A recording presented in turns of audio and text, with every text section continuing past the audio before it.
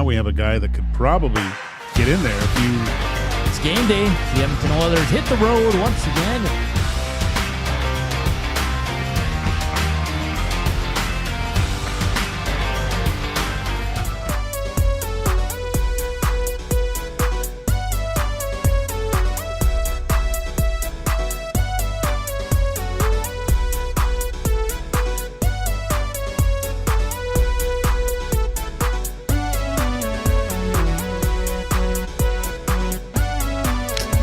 What's up, Nassies? How you doing on this Wednesday afternoon? Welcome to EST Afternoons here on Edmonton Sports Talk, of course, presented by Play Alberta. It's Joaquin, Gage, Zach Kubish, and Hernan Salas here with you. Fun day.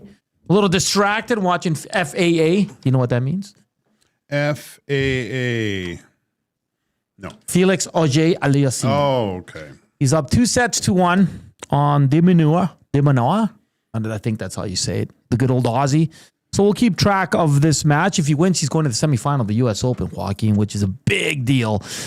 We do have a fun show on tap like we always do. Mark Cordy, 120. So this segment will be a little shorter than usual because they got practice today, Gage, at 4. Do they? Yeah. So Mark Cordy will join us from the Edmonton Elks. Hernan's World at 1:40. It's NFL topics, so we want you to chime in like always. Faces of the franchise. We're getting down to 4 or 5 teams, and a new segment on the show called Courageous Moments. It's presented by Alberta Blue Cross. We'll pick a courageous moment in sports. It can be in anything. It doesn't have to be in sports, and we'll discuss that. Kub and I came up with the first one today. I think it's going to be a lot of fun. And of course, who dis? Joaquin is the last one. Aiden O'Neill versus El Presidente. Clash of the Titans. Clash of the Titans. So hopefully both gents are listening. Did you happen to listen to Cruise FM today? No. Okay. Either did I. I went to YouTube because I'm at home. It's awesome. Yeah, because you heard I wanted to hear the response of people that thought, how did Dustin Eric put it? Thought they had passed away 2 years ago. And just to say, oh, it's so much nicer to have you guys. And, you know, I'm getting to the point where some technology is passing me by at my vintage. So I kind of get it. But, and a lot of people are in their cars. Maybe it's an older model. You don't have the auxiliary output, all those types of things, right? Yeah, so it's different. I get it. I get it that way. But if you are one of those people that are happy it's in the car and you can get it, and you haven't tried the other forms, give it a whirl, because like anything, it's like the microwave. It just makes life a little bit easier, I think. And for years, you know, and there's something to radio because you see it in your mind's eye, and the way it presents itself is unique. But I don't think you can get any better than having those guys in the morning on YouTube and watching how they interact and stuff. It's a great medium to deliver their entertainment, their sports talk. Well, you have another way. And like you said, it's for the old school people, it's a lot easier, right? I have an issue with my car. My radio won't work. Like, seriously, we went to turn it on. We were going to Calgary, like Strathmore. Nothing comes through. Nothing at all? Nothing. But back a couple of years ago, downtown, someone ripped my antenna off. Okay. But it could always work. I'd get certain stations, some sounded fun. Now it doesn't work at all. See, the base in my car where the antenna is, it rusted away. Oh. So it completely, but I still have the antenna, right? Yeah. So I can get FM stations, no AM stations. Oh, I couldn't get, Yeah, there's nothing I can listen to on AM. I haven't been able to get any AM stations for the past year and a half, but. Yeah, it's tough. It's, but good because I know Dusty was, I think I was listening this morning and Dusty and Eric had said that a few people had jumped in and said, man, we didn't know you guys were still a thing. Like, that's awesome. So. Yeah, no, that's encouraging for those guys because I see why. Like, you can see why it gets a little frustrating, right? Yeah, no, for sure. So awesome stuff for the morning show. Being on FM radio just makes it easier if you're in your car driving the kids to school or going to work super, super duper early. You can listen to the boys just with hitting that dial. So kudos to them. Like I said, the Elks return to practice today. They practice around 4:00, just because, it's a short week. They got in Monday late probably. So probably just a light practice today, practice tomorrow. Then Friday's walkthrough day. They have to play Saturday. We do have some news on the Oilers. McDavid to speak on Friday. Ooh. Nice. Does that, what do you think? Do you think he's just going to kind of repeat what he said at the orientation Canada camp? Like, unless he's signing that day. Yeah, I don't get why he's talking, but Mediaville, I guess. Whatever. Yeah, I mean, he doesn't like talking to the media. He doesn't like talking at all. No, he does. So I don't know. I mean, unless it's to announce his deal, what's the? I guess you want to talk to the captain, the captain skates. Do they? I'm not familiar with the captain skates and the captains. Do they come out and talk to the media after the captain skates? I'm assuming this is the end of the captain skates before the. I don't know. No, I think these captain skates go right up until the rookie camp. Really? Yeah. It's interesting. Someone brought up that he might sign on the 7th of September, which I kind of like. You Why? get it? 9th month, 7th. Yeah, month. I know. Yeah. So, I listen. I know there was reports yesterday. I know Jeff Jackson joined some other shows around the city, and they're not worried. No. It sounds like everybody's just like, yeah, we're just waiting on them. Pretty much was said, like, whatever they want, we'll be like, hey, let's put it to paper. So this is Connor McDavid just, and it's his right, Joaquin, to sit back and say, yeah, I'm not ready to sign just yet.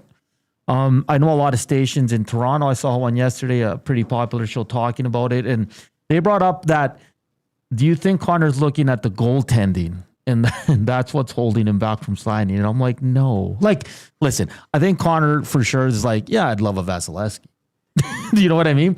But I don't think he's that poor of a teammate to be like, yeah, until you fix the goaltending, I'm not re-upping with you guys.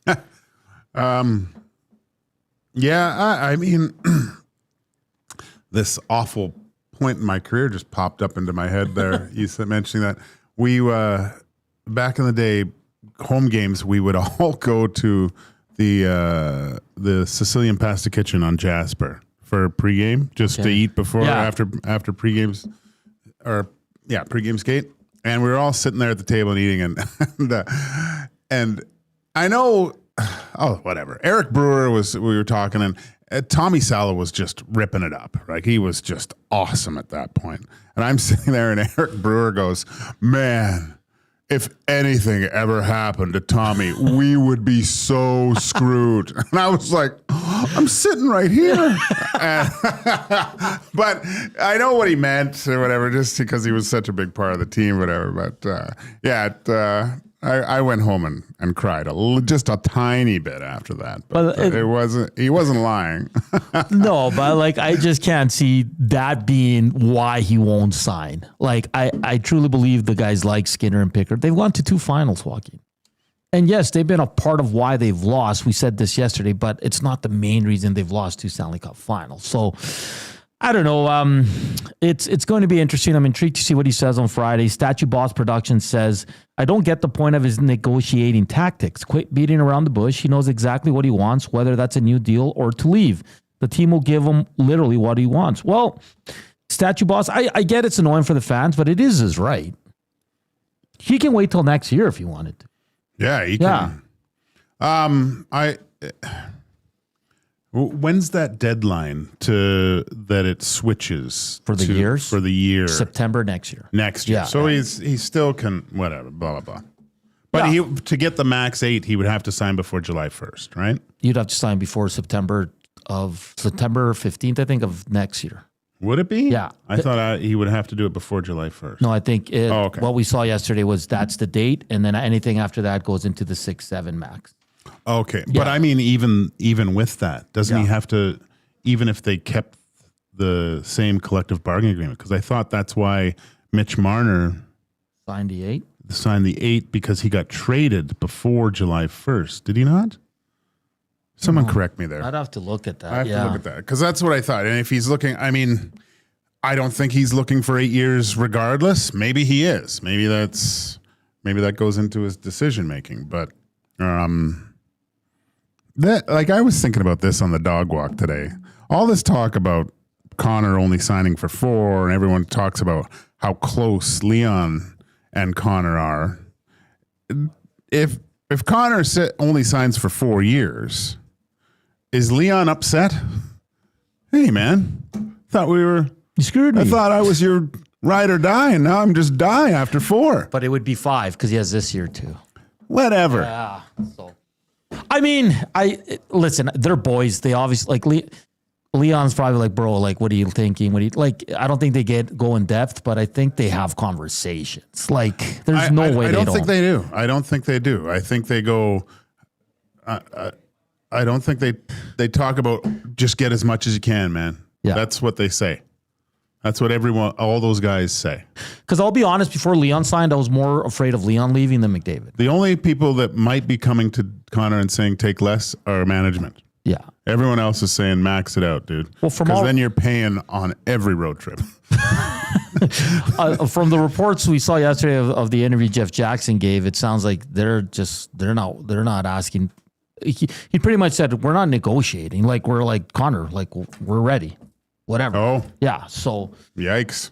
Gord Marner says, Tommy's story on the oil stream regarding management letting hurt feelings and emotion get in way of proper Holloway decision makes me more on Connor's side of making management prove it. Still not pragmatic. No, that's a good story. But we all knew that it was kind of hurt feelings for Jeff Jackson. Like, we'll show you. And it's terrible. You can't make decisions like that. Like when you're heated or you're mad about the player, forcing your hand. Because I get why Dylan Holloway was a little upset because you're signing Corey Perry, you're signing Matthias Janmark, and then Dylan Holloway's like, I'm like your top prospect. Yeah, I'm your only prospect.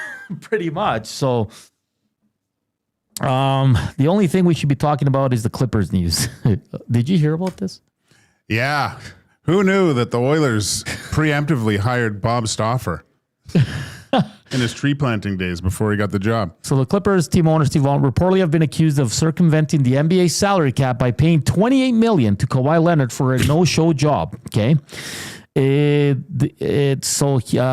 Pablo Torre, who's kind of investigating the story, cited a trove of internal documents from the company Aspiration, which Ballmer partially funded with a $50 million investment through his personal LLC on September 14, 2021. Later that month, on September 27, the Clippers announced a $300 million partnership with the now bankrupt Aspiration. Let's see here. So according to Torre, Leonard agreed to a 4-year, $28 million endorsement deal in April of 2022. Oh man, this is it's like a tree. What was it? A tree company? Tree planting. Tree planting company. Again, this is just being reported. Nothing's been official. The NBA hasn't chimed in. The Clippers haven't chimed in. But your thoughts on circumventing the cap? Do you think this is the only team that's pulled a stunt like this? Maybe these guys just got caught. That's a good question. Yeah. I mean, it's kind of funny that it would be something so out of the universe as tree planting, right? Like you see Kawhi out there with his little saplings and his little satchel running around. Oh, that's so funny. Look, I think it's hilarious. I like the fact that the owner will do anything and everything to try to win. And this was part of it. And who was he really hurting in this? Just himself. Kawhi probably didn't even know. I would think You don't think he knew? I think he's oblivious. He goes, "Here, we'll give you this." Sure, okay. Yeah. Boardman gets paid. That's what he's like. Yeah, I mean, he's like, it's not my problem. It's not my, yeah. I wonder, moving forward though, I wonder what happens. Does he, like the boys on the hangout, does he become a free agent now? I know I heard Belzy talk about a little bit how he should have just stayed in Toronto, which. That was good. That was a good discussion because does Toronto go back to a final with him there? But again, Ever since that season that he won in Toronto, he's been injury prone. But he's always injured. He's always injured, except for Toronto. And I remember in that finals when they were doing interviews, he could barely walk, Joaquin. Really? Yeah. But they look like that. Yeah. Like when you see an NBA person in real life, they're odd. They're aliens. Like they're big, tall, and lanky and weird. Yeah. Like I remember seeing some NBA guys and I go, how do you move like that? And then they get on the court and they move like gazelles and it's just weird. It's unreal. Hey, Edmonton Sports Talk is brought to you by Play Alberta. They got improved odds for all major North American leagues, including the NFL. Lots of usability improvements on the sports book with easier access to promotions.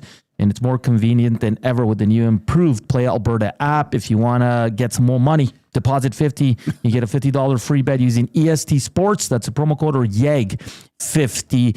We got to get out because Mark Cordy is going to join us from the Edmonton Elks. He has a meeting at 1:30. We got about 10 minutes with him. We'll see how they're feeling heading into the rematch. Another U of A Bear joins them on the O-line. We'll get into all that with Mr. Mark Cordy. We'll continue the McDavid talk, the Kawhi Leonard talk here as well. Hernan's role coming up, faces of the franchise. Courageous moments presented by Alberta Blue Cross, of course. And who dis? Your first clue, Aiden O'Neill, El Presidente. Here it is. It's a face-off between these two guys. The first clue is this player played over 1,300 games in the NHL. We're back with Mark Cordy after the break. Here's Coop.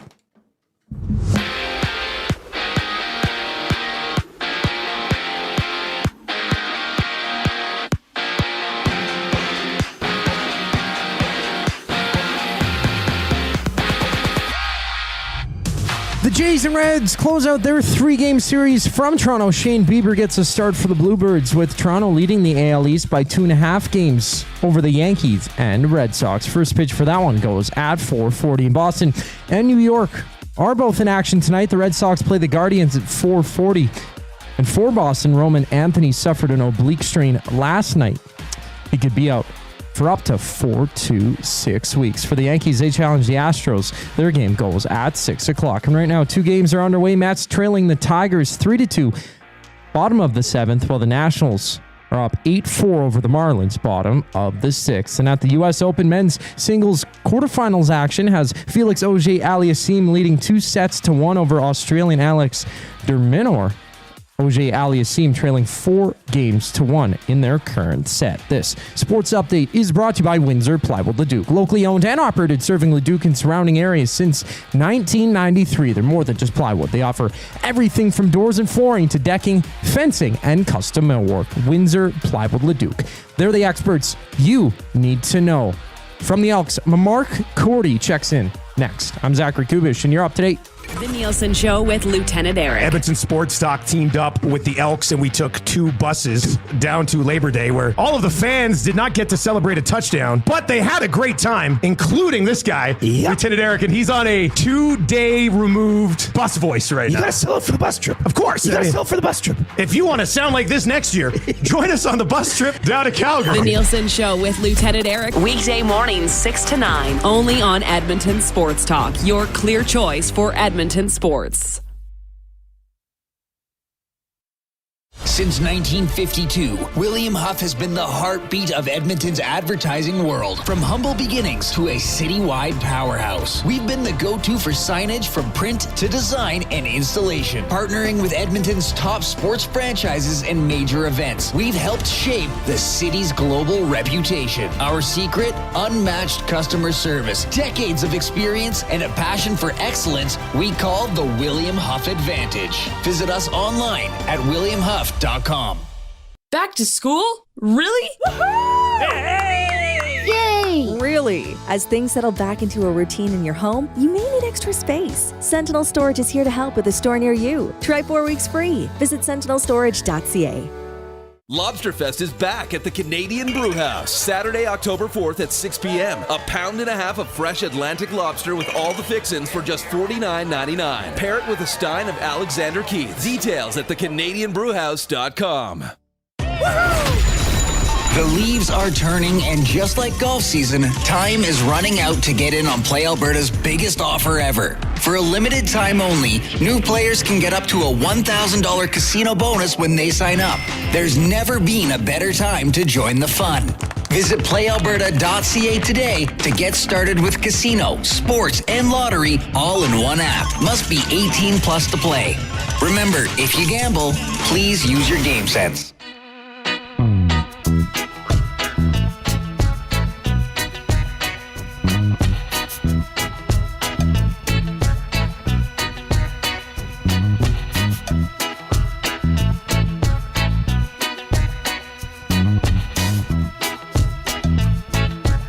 We're back here on EST Afternoons, and I just got some nice words from the boss.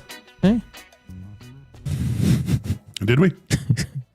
you really enjoyed our show yesterday, to the shock of Joaquin and I. Yeah. Oh, he said, I really like the show. I go, what? Which one? Yeah, I was like, which one? Oh, man. We will talk more Oilers, guys. Don't worry. McDavid is not going anywhere. I'm not concerned at all, which is weird. I was more concerned, like I said, with Leon. I don't know why. Like, Leon always gave me a vibe that he was sick of everything. Do you know what I mean? Yeah. I guess. Yeah. Like Penner's Pancakes. Absolute zero concerns. 97 is going anywhere. All right. He is trolling the media. That'd be great if he is. Okay. We're good to go here as we're going to talk with Mark Cordy from the Edmonton Elks as they start preparing for the rematch on Saturday at 5 o'clock. Mark, how's it going today? Good, man. Good to be on the show. Yeah. Hey, Mark, you've been with the Elks for 4 years, so you know this short week, the Labor Day set here. Just can you explain to our listeners how it is for you guys? Because it's such a quick turnaround after a hard-fought match game on Monday. But just this week in general, how tough is it for you and the boys? Yeah. Quick turnaround is the best way to put it. I mean, it's always tricky. The Labor Day games are always so physical. So just trying to get our bodies back right. And make whatever adjustments we need to hopefully go out there on Saturday and get a win back. So sometimes it feels like one big long game with a big halftime in between the two games. So just trying to get back up to 100%. And obviously we're going to have to change a few things up after how it went on Monday, but I think we're getting ready to do that and come out better on Saturday. Mark, is it a little bit nicer to know that you're getting a chance against the same team after losing a game and not having to sit around for the full week and think about it and just get right back after it? Yeah, it's definitely a blessing, mentally and emotionally to be able to just go right back out there. It's the same team. There's no do-overs in pro sports, but this is about as close as you get to one of, you get a chance to go back out there, correct what went wrong and get another crack at it. Mark Cordy from the Edmonton Elks joining us here on EST Afternoons. Mark, on that game on Monday, the offense, you guys were able to move the ball, just couldn't get into the touchdown area, the red zone area there, a missed field goal and all that. But where did you guys see that you needed to be a little bit better in that game? Obviously, Calgary's defense, one of the top ranked in the league, but what can you improve on for Saturday's game? Yeah, I think offensively, I think we've all got to find a way to play better. Like I think we did a lot of good things out there, like you said. Like we were able to gain yardage, but not able to score. So certainly finishing drives is huge for us. Regardless of position on offense, of finding a way to get in makes a huge difference in games. Like they're a good team. They've got good players and a good system. So that's never easy against teams like that. But that's something that we're gonna focus on this week. Is I'm sure is finding a way to convert in the red zone and score touchdowns in the red zone, but also in that when you're in field goal range and you can push to get in the red zone and then score from there. So that's going to be a huge focus is finding a way to turn field goal attempts into touchdowns is going to be huge for us to beat them on Saturday. Mark, does it make it a little bit easier just from a technical standpoint going into practice today and the rest of the week, just knowing what maybe the adjustments that you need to make to be successful? Yeah, it's especially from your one-on-one matchups. Right. Now you've for sure seen these guys just a few days ago. So there's, you kind of fall in love with a little bit of that cat and mouse game. Like for myself with defensive linemen where, you just saw them, but they saw you. So, they're going to try to find things that they can exploit. And you're going to do the same. And so there's there's a bit of a game to be played there. And I think that's one of the really interesting things about the Labor Day games is looking at individual matchups and seeing how guys change week to week in order to win those matchups. Last one for you here, Mark. I know you got to run here shortly. The U of A Bears invading the Elks OL line. Yesterday was announced that Carter O'Donnell's joining the group here. I know you know him well. He's been the last 5 years in the NFL. But what does it mean to you to have a friend, former teammate, not just that, a hell of an offensive lineman join your group there? Yeah, Carter's going to fit in really well here. I think I've known and been good friends with Carter for several years now from when he got recruited into U of A. I think he'll be a really good fit culturally in the locker room for us. I think he's obviously a very good player. He'll fit in well. He's big, he's physical, he's nasty, blocks well in the run game and pass game. So he's exactly kind of what we're talking about when we talk about the type of people we want in here. So I'm pretty excited for him to be on the field and practice this week, and excited to see what the future will hold for him. Awesome stuff, Mark. All the best at practice this weekend. We'll see you Saturday. Absolutely. Thanks, Hernan. All right. That's Mark Cordy from the Edmonton Elks joining us here. They start prepping today. Practice, I think, is at 4. It's a little bit later, and I think it's just because of the short turnaround. They'll be back on the field tomorrow, walk through Friday. So it's a very light week for the players, Joaquin, I think, for both squads. And he mentioned it, right? Yeah. Just getting the body right. Yeah. After that quick battle. Move a little, Stretching is key. Yeah. Mobility, like Chris Jones used to call it. Did you get on the field and stretch with the boys back in the day? I'd stretch on the sideline. Did you? For my bad back. Touch your toes a few times? Oh, yeah. The players used to love when there was a good song and I'd dance. Oh, really? Yeah, they'd be like, couple deep knee bends and go from there. I like it. Giroy and I would always stretch on the sidelines. Yeah? Couple old dogs there.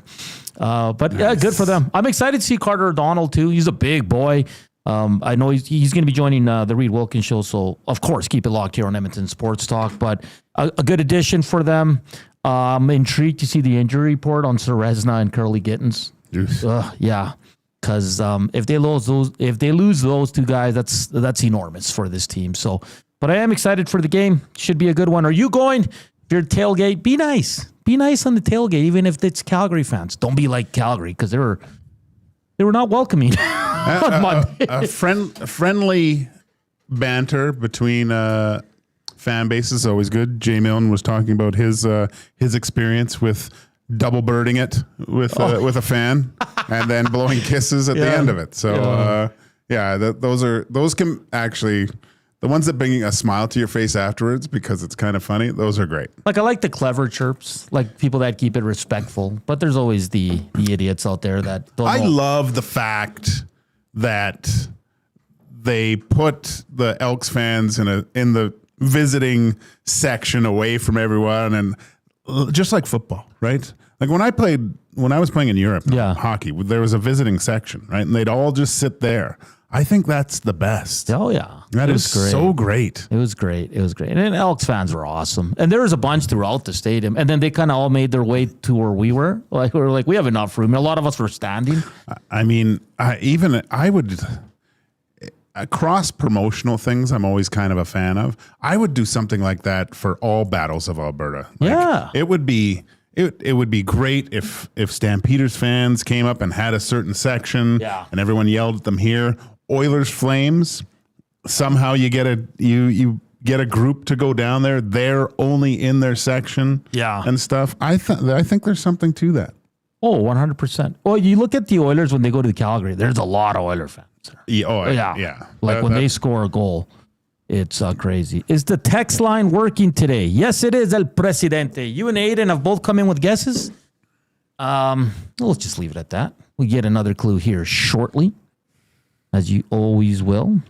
And Penner's Pancake goes, well, that narrows it down to about 60 players. Got to be hard, Penner's Pancakes. Can't make it easy. Oje Olia's team is back. Huge, man. He just broke. He just broke back, came back. They're back on serve. He has to hold here, but that was impressive. That was really impressive because you're on the odd court for breaks, so it looks quite daunting. But he's back on serve. Nicely done. Nicely done. So we'll see what happens here. It's going to be good. going to be good. It's going to be good. What'd you think of the on FM radio? It's kind of like it's hearing it, all you guys talk about it. It's like, wow, this is kind of a, yeah. It's like what I say to my daughter. I'm kind of a big deal, but it is a big deal. It's amazing. And yeah, it's good to, I don't know. It's weird because I know a lot of people listen to the show and stuff, but just to that reach out to more people, that's great. Yeah. It was, yeah, that was cool this morning, man. It's gonna be great, man. Just seeing how it goes forward and all that. So it's gonna be absolutely fantastic. Just trying to delete this idiot on YouTube. Coop, if you can get on that, I'm just trying here, but it's just coming in hot. God, I don't see anything. So you gotta go to the live chat. I am in the live chat. Oh, interesting. I probably blocked him already. Well, people have way too much time on their hands. Way too much time. Thanks, Coop. Yeah, so Felix Auger down 5-4. He's on serve, like Joaquin mentioned. He wins this set, man. He's going to the semis. It's going to be great. Yeah, that's always good to have Canadian content at the U.S. Open. Good for him. This is big. Taking on the 8th seed, Diminower from Australia. This is good. It's going to be great. You excited for the NFL season to start tomorrow? Is it tomorrow? Yeah.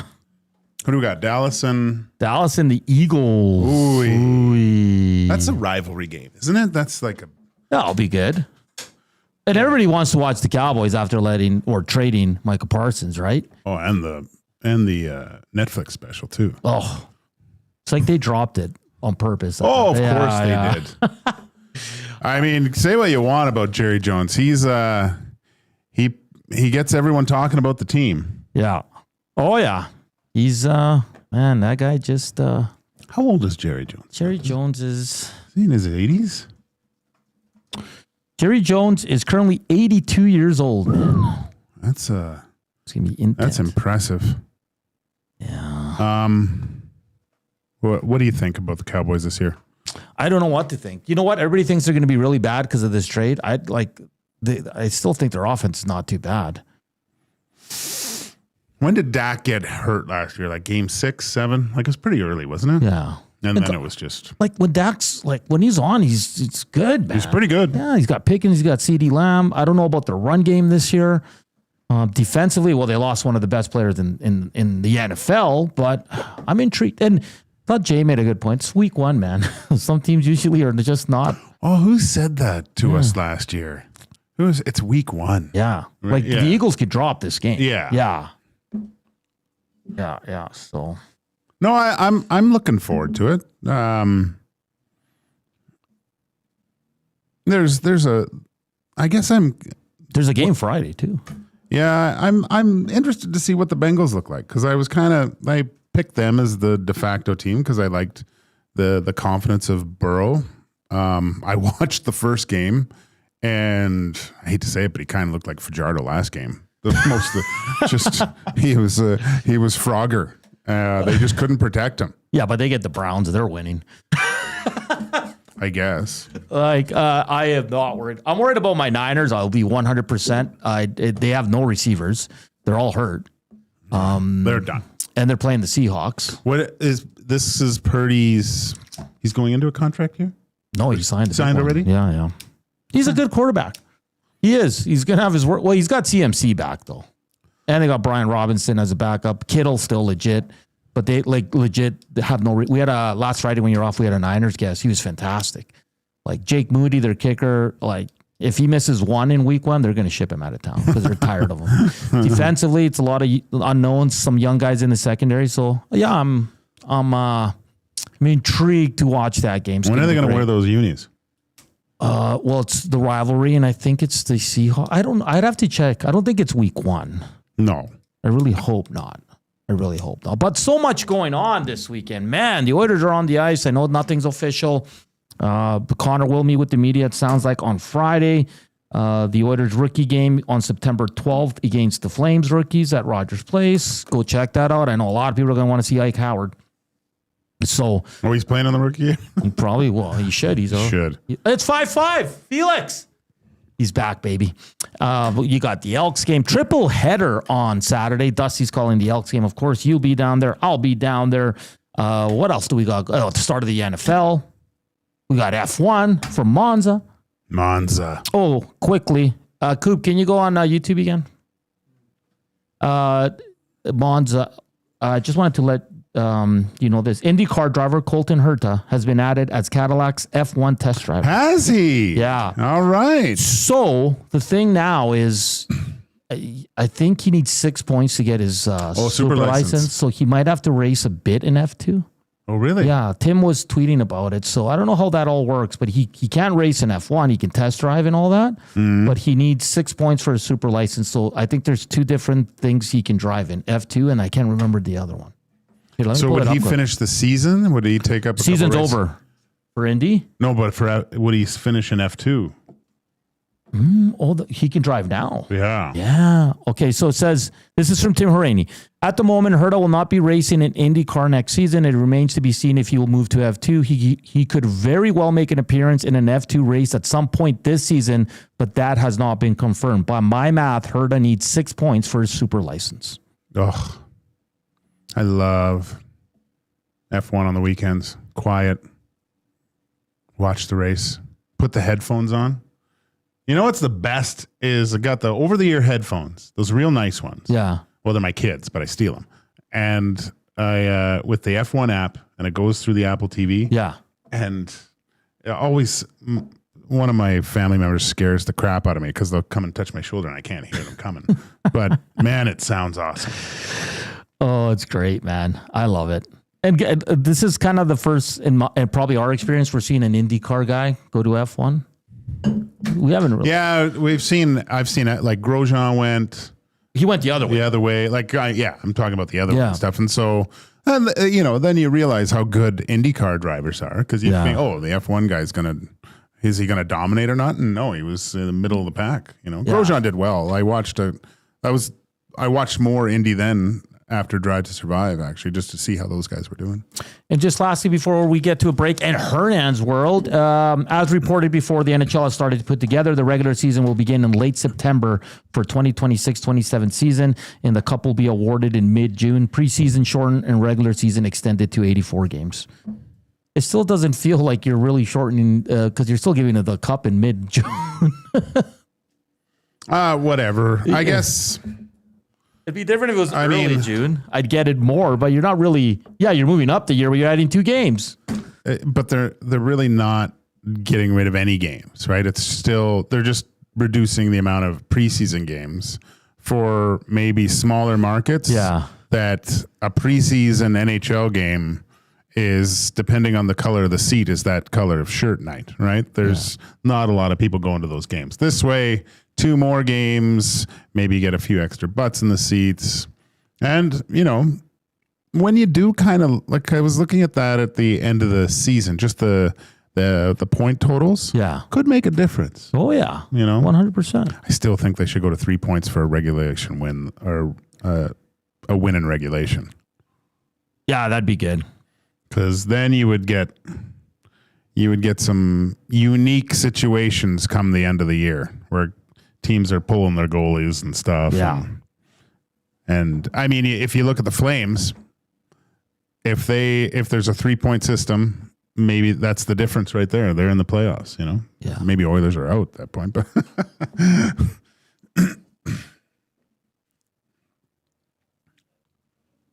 yeah, it'd be interesting to see, but I like less preseason games, Joaquin. But I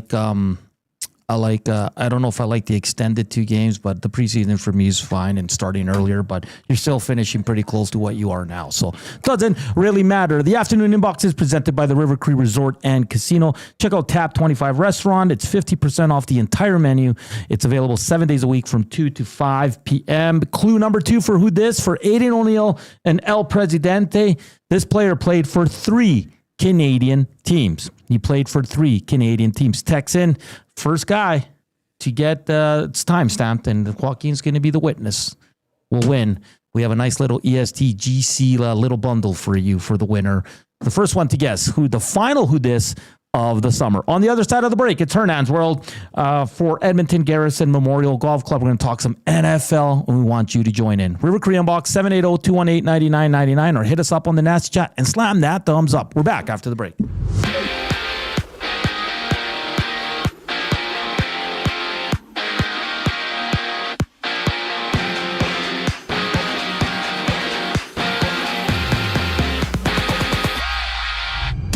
The Jays are fresh off a 12-9 win against the Reds last night. They close out their series at 440. Shane Bieber gets the ball for Toronto as they lead the AL East up 2.5 games on Boston and New York, with both teams playing tonight. For the Yankees, they take on the Astros. New York taking the series opener yesterday 7-1, while Boston rematches Cleveland, having Red Sox rookie Roman Anthony out for up to 4 to 6 weeks with an oblique strain he suffered in yesterday's 11-7 win. And right now, 2 games are live in the 8th inning. Washington holds the Marlins 8-5, while the Tigers have extended their lead to 6-2 over the Mets. Rangers and D-backs are also warming up. Meanwhile, Canadian Felix Auger-Aliassime leads 2-1 against Alex de Minaur in quarterfinals action at the U.S. Open.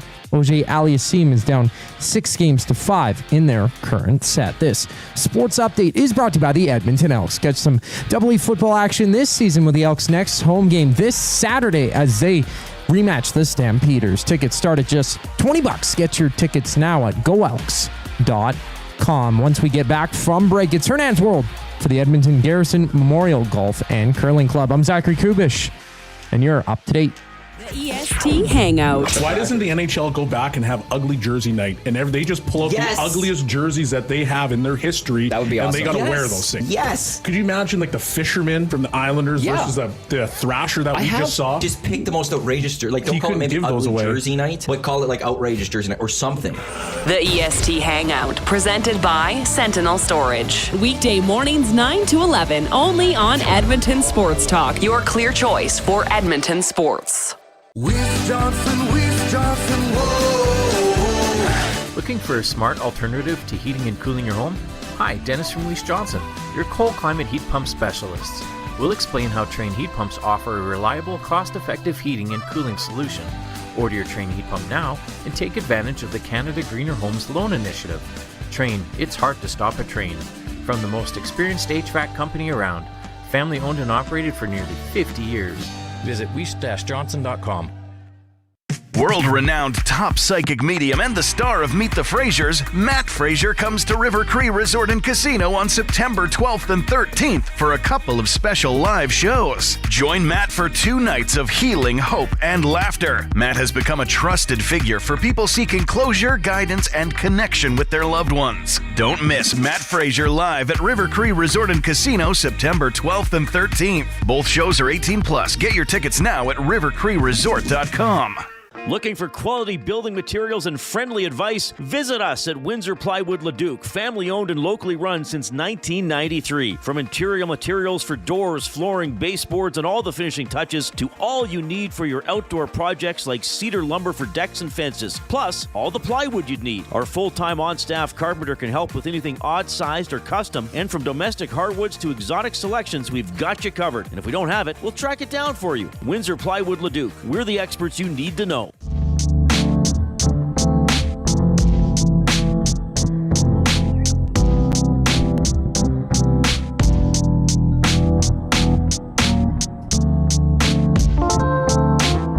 We're back here. Yes, the afternoons. Weird day outside, eh?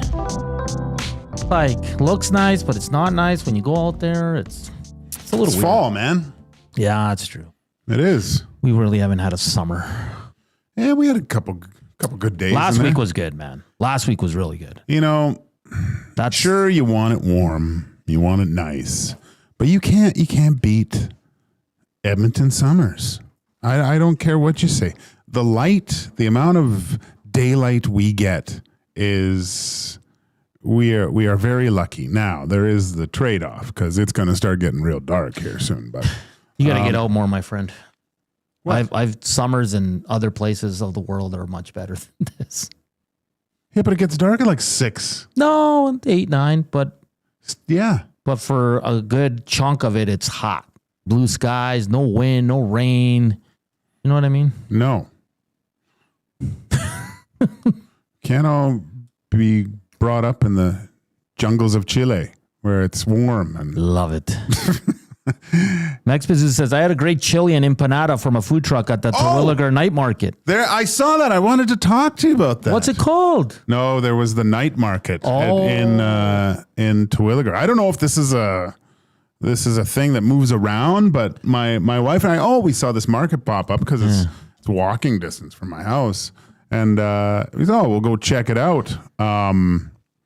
It was cool to see that many people at night, but it could be, I thought it would be a little bit different. Like it was mostly food trucks and it was just lineups everywhere. So it was I thought it was more markety, trinkets, people selling their wares and things like that. But overall, pretty good. I had already eaten dinner, so it's kind of good because I didn't want to stand in line for one of these places for like 45 minutes, but it was pretty cool. Nice. Well, some of those spots look pretty good though. Like the food trucks that they had set up there. I came down there and I was kind of thinking that same thing. Like I thought it would be less food, and it was packed. Yeah, like it was packed. busy. You have to park on the far side of the rec center there, which is unbelievable. And I think, hasn't it happened for like the last couple of years, but not as a night market? Like I saw some form of flea market set up. It's every Wednesday in the summer. There's a market there through the summer months. But that was the first day because it wasn't open during the day, right? It opened at like 6 to 11 or something like that. Wow. So, it was pretty cool. There was tons of really good food there. Nice. Max Business says it's called Bevre and Co. Bevre is the kind of the sauce we make. It's like onion, tomato, hot sauce, cilantro, and you put that in your empanada, or you can put it on anything. It's fantastic. And jalapenos, but everything's chopped up really, really small. Yeah, and it's like it becomes a sauce. It's kind of like the pico de gallo that Mexicans. Yeah. Still waiting for you to bring those in, by the way. You said that a year ago. Well, my mother makes them, but she doesn't make them often, so I'm gonna have to get on that. Because I honestly, I'll give her a call. Hey, she'll probably tell me to go to hell, because they're a lot of work. But yeah. All right, let's get to Hernan's World. Of course, brought to you by the Edmonton Garrison Memorial Golf Club. Fall in for flavor and fairways. Edmonton Garrison Memorial Golf Club is open to the public with twilight golf specials that go easy on your wallet. And wings so good, they should be on parade. Hit the course, crush some wings, and soak in the sunset. Visit EGMGolf.com to book your round today. I wonder how much more weeks we have of golf here in the city, eh? I think it's going to extend. It'll be like fall golf where you might not need a toque. Yeah. Stocking cap for all our American friends. Long pants, Golf gear's nice, though. You can get dressed up for it and it feels pretty good, but I am not a fall golfer. No. And when you hit that ball, I don't play golf well enough anymore to strike the ball cleanly on a consistent basis. And if you jar it and your hands are cold, you know that feeling? Oh, it's awful. I don't know. I've only golfed like twice in my life. So it's and when we did golf, both times I've golfed in my life, it's been horrible outside. Really? Yeah. Like this year when we went, it was cold, windy. Yeah. Well, you could barely walk at the EST golf. So. Oh, come on. I was fine. No, you were just smiling. I was just smiling. I was having a good time. Okay, let's get to Hernan's World. With the NFL season upon us, kicks off tomorrow. Eagles, Cowboys going to be great. Then you got the game on Friday, and then the rest of the schedule, Sunday and Monday. I wanted to talk to you guys and see what we have. Top stories that you're looking that you're going to watch heading into this season. I can start it off. Sure. If you don't mind. And you can agree or disagree with me. But one of the top stories for me is Josh Allen versus Lamar Jackson. Can one of these guys get to the Super Bowl, Joaquin? It seems one of them, no, they can't because of Patrick Mahomes. Okay. But is this the year the Chiefs take a little bit of a... Get there or take a dip? Yeah. I don't know, because Josh Allen was so good last year, right? Like he willed them. Oh, he's so good. So I don't know. I did watch a little bit of that Hard Knocks with the Bills. Those are always fun. They're in a really good mindset to get there and get back. Yeah. But a lot of teams are. Everyone's like that at the start of the season. I like Josh Allen. I think he's fun. He's fun to watch. That what was it, 2 years ago in the semifinals there, him and Mahomes went back and forth. Looked like a CFL game actually in the last and scoring. I'd be on board for either guy. Seriously, I like both quarterbacks. I think they're due. I think it's going to be a big part of how we view them in their careers. They got to get over that hump, right? And they're not the first quarterbacks that have to, when the Niners were good in the 80s, you had to get over that hump like the Cowboys did that 1 year, right? Yeah. When they beat the 49ers, I think it was for their first Super Bowl.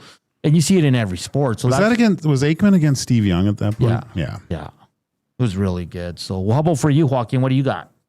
Well, the bounce back of Joe Burrow, I think. And it's not really a bounce back, but for him to establish himself as top quarterback. He is a top quarterback, but leading his team back to, get back to a Super Bowl. That type of level. And you need a lot of things to happen. I understand that for him to have success. But he's dealt with injuries and stuff. But everything that I've looked at, everything that's been said so far is Joe Burrow looks like by the end of this season, and it's a long ways to go, I realize that, but he could be in the talks amongst the aforementioned two quarterbacks for league MVP. Cool. Coob, you got one? I think the final dance of Aaron Rodgers heading to Pittsburgh, playing with Mike Tomlin, seeing what he could do with the Steelers. Maybe they'll go below 500 for the very first time. Perhaps, I don't know. I mean, having a quarterback of that age, of course, everyone saw the Enigma documentary and just how he practices and everything like that. And he is one of the best quarterbacks in NFL history. But at his age, at where he is in his career, what can he do with that team? And are they going to make something happen like they had Russ Wilson and Fields last year? So it's a bit of a different look, right? And it's interesting because that team always goes, they're always good with Mike Tomlin. Is this the year they miss with Aaron Rodgers? Ooh. It's one of the more fascinating stories. Well, not a lot of weapons there either. Did you watch any of that Enigma? No, I couldn't. I couldn't get myself to watch. Okay. I mean, I didn't mind. How many did I watch? I don't know how many there are. I think I watched one or two. And he kind of piqued my interest. It's kind of the story of Aaron Rodgers. But to me, Aaron Rodgers seems like he doesn't want to play football. I don't get it. Because everything he talks about, and it's completely fine. Yeah. But he reminded me of a few hockey players that I played with who were extremely talented. Yeah. But just they played hockey, but it wasn't there wasn't a fire burning in them to play, and for it wasn't their whole life, and there's something to that, I think. And that's probably why they were successful. I think that's in hilarious. But you watch that thing, and he has a different way, and then I don't know. I guess he feels like things aren't completed, but it's not going to be the Aaron Rodgers of old. No, God, it can't be, right? So and I don't think he has the I don't know. My nephew is a big Steelers fan. We'll see. That's a great one. I have another one. The rookies, kind of. JJ McCarthy missed the entire year last year because he got hurt, right? But I'm intrigued to see what he can do with the Vikings. I'm intrigued, of course, Cam Ward and with the Tennessee Titans. Very confident individual, kind of cold, very straight face. And I'm also intrigued about Sanders because remember when we had Lee Hacksaw? Was it Lee Hacksaw? We had an NFL person on, and they said, yeah, Sanders is probably going to get a game here in week 4, 5, 6. Really? Because it's Joe Flacco, right? And they're sold on Saunders. It's going to sell tickets. Do you know what I mean? It's the fresh new toy. It's the fun thing. Even if he's ready or not. Straightforward disease there. There might be. Yeah. There might be. So for me, it's the rookies. I'm always intrigued by the rookie quarterbacks. I really hope J.J. McCarthy's good. He just seems like an overall good dude. Of course, played with Michigan last year, suffered the injury, but Sam Darnold was awesome for them. So can he take that next step? So that's the one for me. The rookies, I put kind of because J.J. McCarthy was a rookie last year, but didn't play. Joaquin, what else you got? So I don't know why, but every Thanksgiving, you always felt bad for the Detroit Lions getting just pummeled and finally you've seen some success, right? Jared Goff looks good with the Lions. I think Dan Campbell's interesting to me with what has he learned over these past few seasons, right? With his play calling.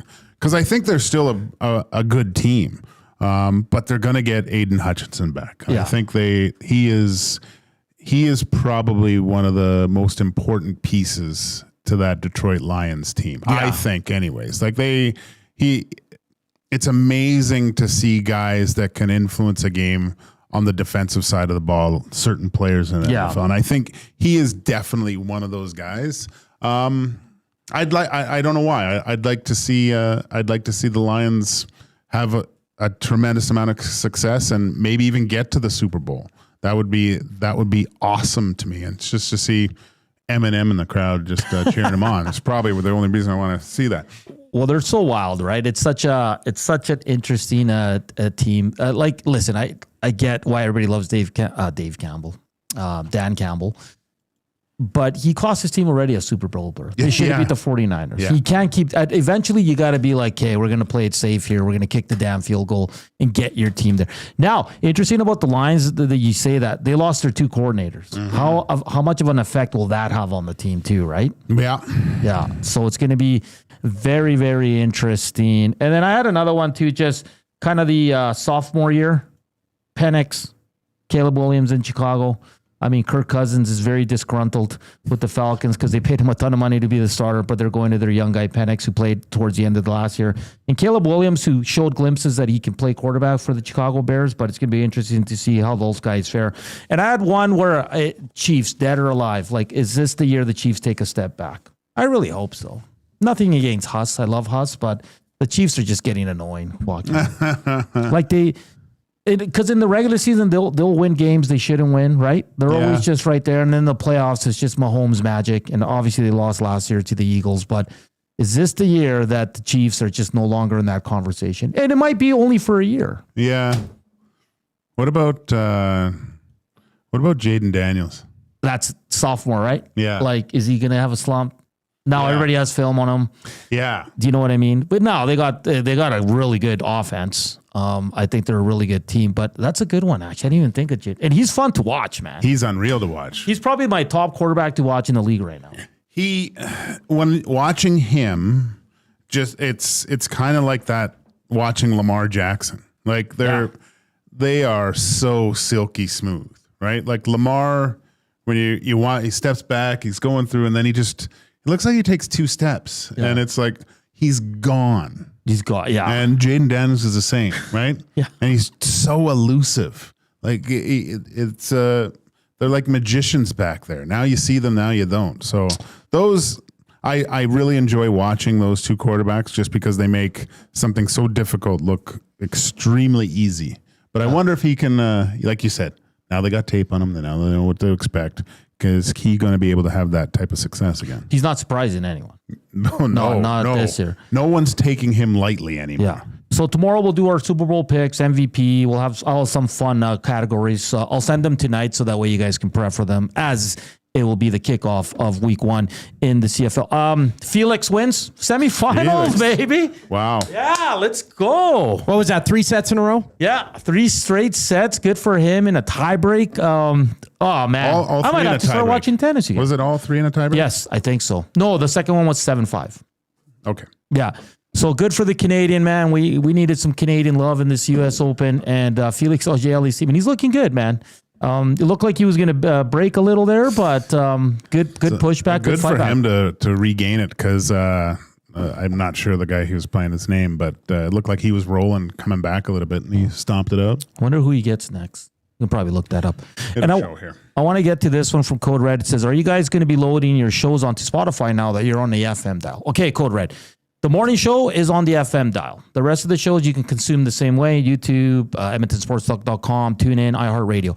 All of our shows are on since Spotify. day one are on Spotify, Apple, Google Play.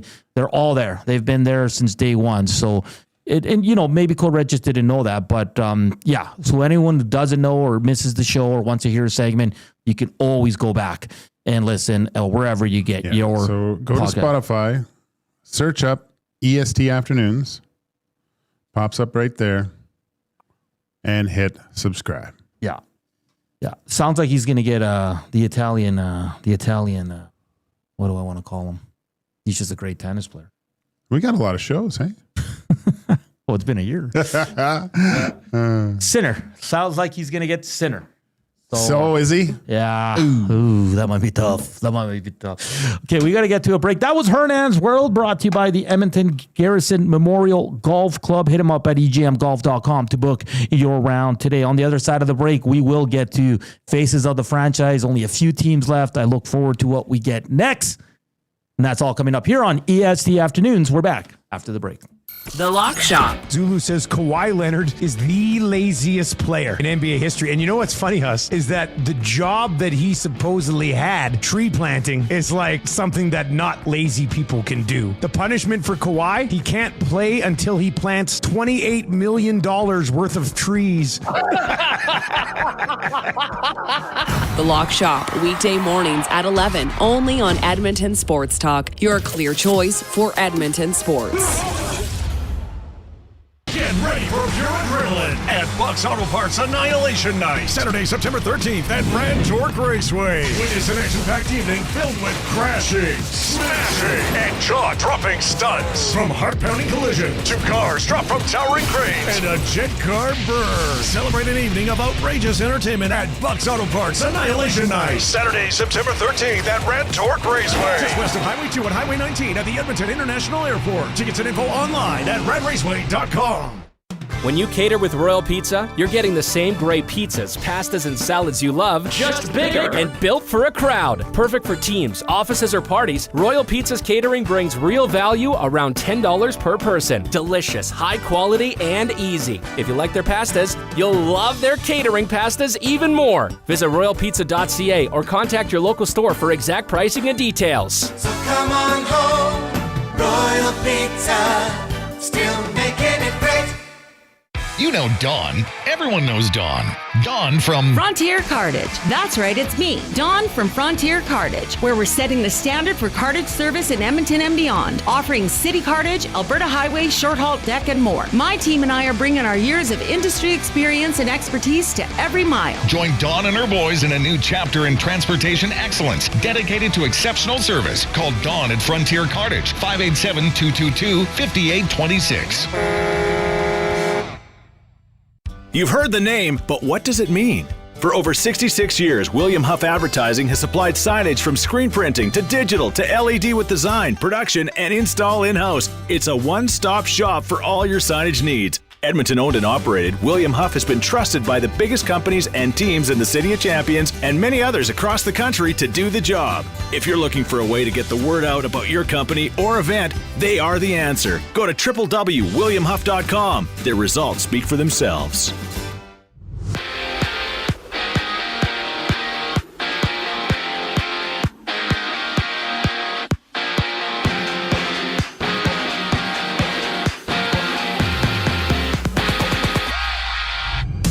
Toronto hosts Cincinnati to wrap up their three-game series. The Jays finding a 12-9 win last night, with Shane Bieber getting the call in today's game. First pitch for that one goes at 4:40. Just one game's live right now. Rangers trail the D-backs 1-0 top of the first.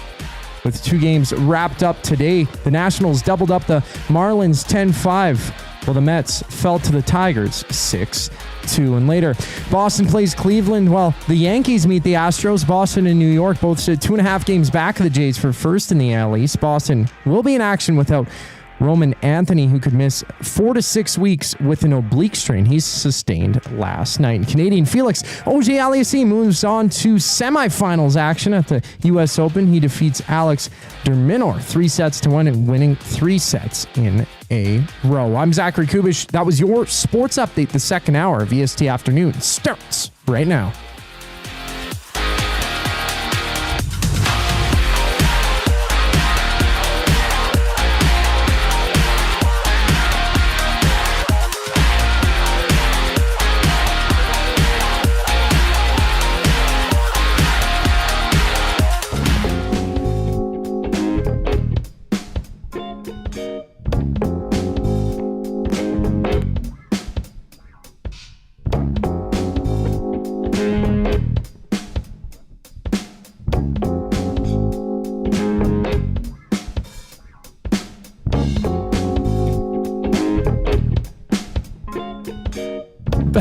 Hour 2. Hernan has some issues with his headphones.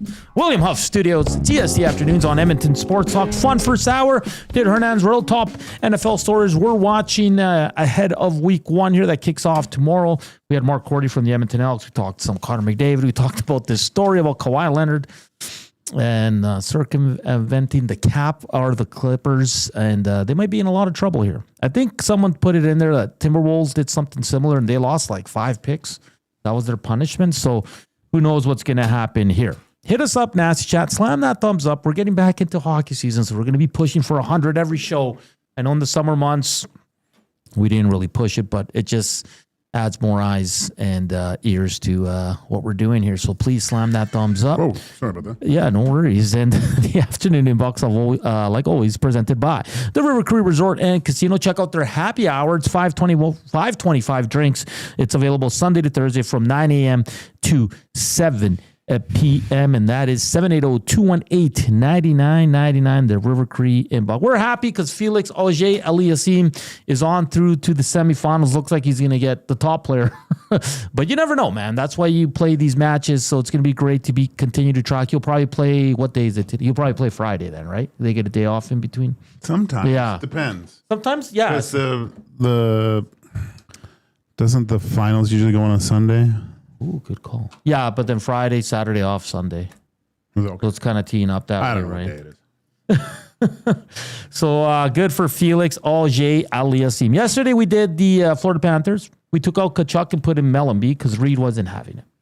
And we have the most respect for Mr. Reed Wilkins. So we changed it. But who do we have? Bob, Barkov, Ekblad, and Scott Mellenby. Yeah. Okay, we have 6 teams left. We have Anaheim, Buffalo, Calgary, Colorado, Dallas, Detroit. Who do you think we get today? Dallas. Okay. Here we go with the random choice generator. Dallas. Look at you, man. It's amazing that I picked this. Isn't that 3 in a row now? Three in a row. That's crazy. And your third clue for who this is Aiden O'Neill. El Presidente, listen up. Your third clue is Jason Bonsignor. Dun, dun, dun. Remember, we have times on our inbox. The first one through with the correct name will win. And we're going to do Dallas Stars, faces of the franchise. I have a question. Do we include the old... No, wait. Minnesota, the North Stars moved to Dallas, right? Yeah, what are we doing here? Yeah. No, we didn't do...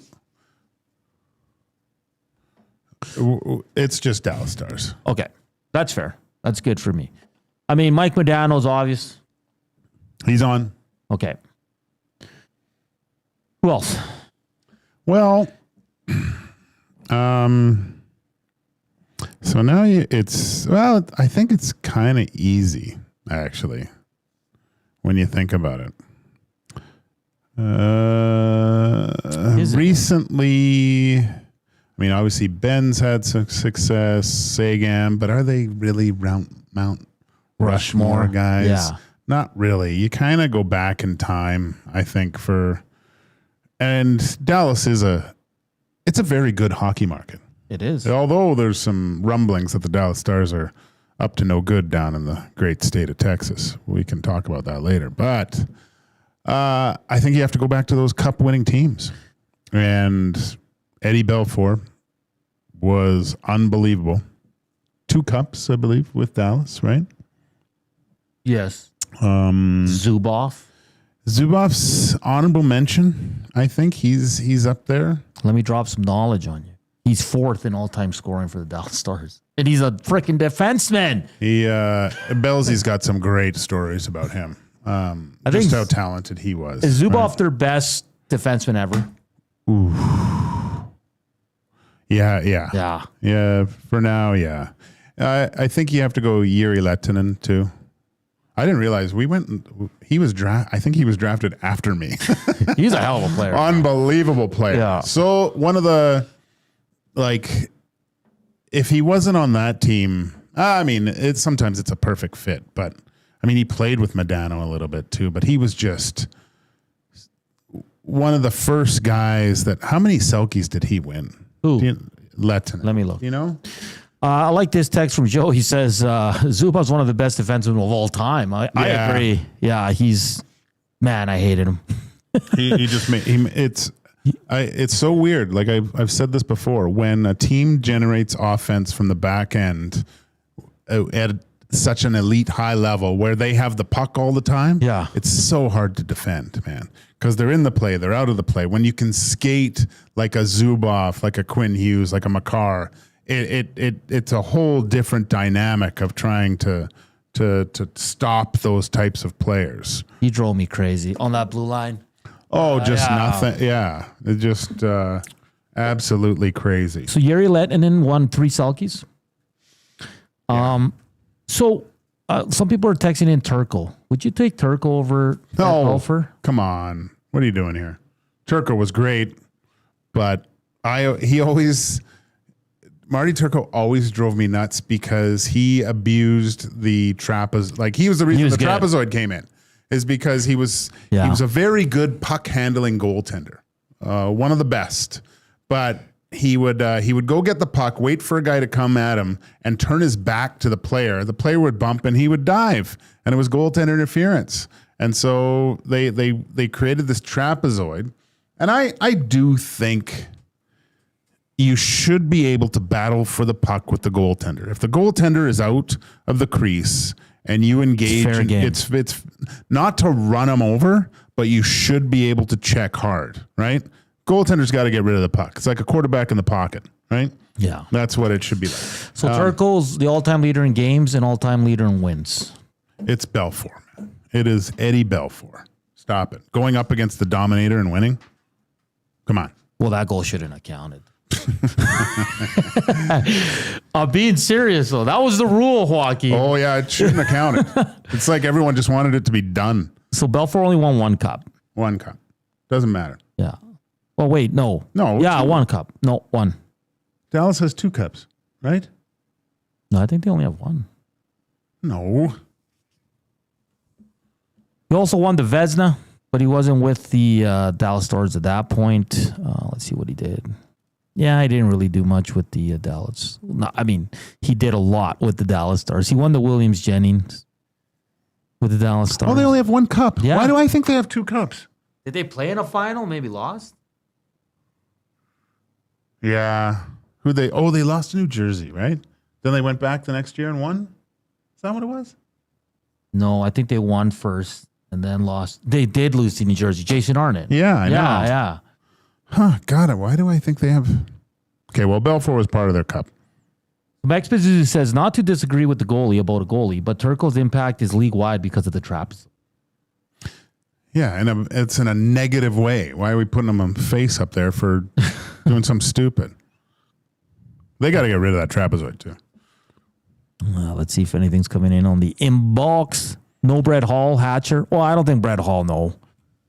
Nieuwendyk. This one says... Belfour, Modano, Nieuwendyk are 2 must. So it's Zubov, Modano, Belfour, and Lehtinen? Yeah. Like, how long was Joe there? Well, the trade, right? Yeah. That was huge. Did he win the Conn Smythe? Who won the Conn Smythe that year that Dallas won? Who was the Conn Smythe one? I don't know. That's why I'm asking you. Joe Nieuwendyk won a cup there. He was there for 7 years. Conn Smythe, Joe Nieuwendyk. Yeah. That's what I thought. Do you have an appetite for Jamie Benn? No. I mean, he's a great player, but if they were to win a cup, then it changes my outlook, I think. Yeah. Okay, Coop. So if you're building the face of the front, we have Modano, Zubov, and Jerry Letton so far. So I think it's between Belfour and Joe Nieuwendyk. Or anyone. Like, I just can't think of anyone else that's could make it there. I mean, Brendan Morrill. Nah. Guy Carbonneau. Daryl Sador. Richard Madvichuk. Hatcher. Ledyard. Oh, a big. Ludwig. Who now does the pre and post game on Dallas. We've had a few other guys. They're great. Yeah. El Presidente says the trapezoid stuff was also partly due to Martin Brodeur. He was really good at that too. But Brodeur, it was different with Brodeur. He didn't. Go back and watch. Like, he got rid of the puck. It wasn't. I just feel that Turco abused the rule, which is fine. You're not cheating, not trying, right? No, I mean, but that's. They didn't do it because Brodeur was so proficient at handling, like the guys that were proficient at handling the puck. I think it's an added bonus. I think it's great. I still think one of the things that Stuart Skinner lacks is a part of his game that hurts the Edmonton Oilers, is his ability to handle the puck. He's not as good getting out, stopping it, setting it up, and making it easy for certain zone exits during games. Mike Smith, you give up 9 or 10 a year because of a blunder. Yeah, but you also don't give the other team 3 minutes of offensive zone time because you're good at going back, getting the puck, and moving it quickly. So, and I'm not saying you have to be Mike Smith, but you have to be able to, in a sense, stop the cycle with certain dump ins and make the team start thinking dumping for a purpose, right? Yeah. You'll always hear before a game, let's dump with purpose against this guy because he'll get out there and set it up. So they're putting it in areas where he can't handle the puck. I don't think teams are worried about that with Stuart Skinner. They're just dumping it in because half the time he's not going to be able to get out there and stop it. Who's the best puck moving goalie right now? Right now, probably. I think he does it a little bit too much, but I think there's a way if he were to refine it a little bit. But what is it? Rangers goalie Shesterkin. Yeah. He's really good at moving it. Like, he moves it with authority and stuff. Yeah. Like, he can hit guys, but I think he tries to hit the home runs too much. Like, he'll look off a guy. So, and that happens a lot as a goaltender. We'll get back there, look up and go, oh, okay, that's easy. But what else is there? I want to get an assist. Like, your first option's usually your best, but just do it with authority. Penner's Pancake says Bennington, hands down. He's good too. He's good. Yeah. No, watch Bennett. Yeah, I would say that too. He's up there. That's a good probably list to put together. But again, Mike Smith was the best when he was still playing. And one of the reasons why Mike Smith, Bennington, these goalies, Shesterkin, the goalies that we're mentioning, they're such good skaters. Like, they can anticipate and they can get behind the net quickly to stop this thing. This is another thing I said about Stuart Skinner at the beginning of the year, which I thought he needed to work on with his skating ability, which he can always get a little bit better at. Nice. Yeah, it's now with the new rules, like it's interesting to see. But yeah, it's Stuart Skinner's, and because it drives you crazy how he tapes his stick. It's not ideal for a guy that wants to move the puck. If this guy doesn't start putting tape on his stick, man, I don't know what I'm going to do. It drives me crazy. Are we going Belfour or Belfour, who was a pretty good puck handler too. Best mask in the league. No. All right, Coop. For the Mount Rushmore, Modano, Zubov, Lettinen, and Belfour. What say you? Max Bezuza says Filipino faces of the stars, faces of the franchise, Robertson, Devon Shore, CC Dumba. That's pretty cool. Really? Yeah. That's great. Very, very cool. I bet they would bring their teammates empanadas. Hey, portions of this hour brought to you by the Canadian Brew House. Make your birthday legendary at the CBH. Epic food, killer drinks, and a vibe you can't beat. Plus, get free nachos with our app. Book your party now. The Canadian Brew House, our house is your house. Up next, we need to talk some sports. We'll do Courageous Moment, a new segment that we'll do Mondays, Wednesdays, and Fridays here on EST Afternoons, and it is presented by Alberta Blue Cross. That's all coming up. Keep the text messages coming to the River Cree inbox, 780-218-9999. Slam that thumbs up and hit us up on the nasty chat as well. We're back after the break. Here's Coop Sports Update.